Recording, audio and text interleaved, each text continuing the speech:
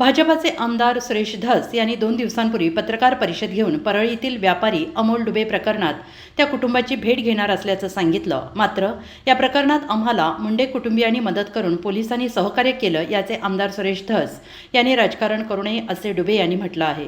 सुरेश धस चुकीची माहिती माध्यमांना देऊन आपली राजकीय पोळी भाजण्याचा प्रकार करत असल्याचं देखील अमोल डुबे यांनी म्हटलं आहे। मी अमोल विकास डुबे 9 डिसेंबरला माझ्यासोबत परळी येथे अपहरणाची घटना घडली, ती सर्वांना माहीतच आहे। या घटनेच्या संदर्भात माननीय धनंजय मुंडे साहेब, पंकजाताई साहेब व सुधीरभाऊ मुनगंटीवार यांनी पोलीस प्रशासनाला सूचना दिली व त्यांनी जलद गतीने कारवाई करत सर्व आरोपी मुद्देमालासहित पकडलेले आहेत।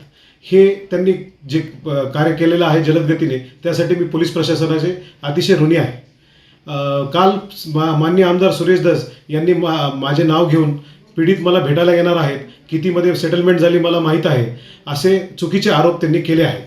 तरी मी त्यांना सांगू इच्छितो की आमचे मुंडे कुटुंबासोबत माननीय गोपीनाथराव मुंडे साहेबांपासूनचे जिव्हाळ्याचे संबंध आहेत। तरीही आमचे नाव घेऊन आपली राजकीय पोळी भाजण्याचा कोणीही प्रयत्न करू नये व आमच्या परळीच्या सलोख्यामध्ये वितुष्ट आणण्याचा प्रयत्न करू नये। धन्यवाद।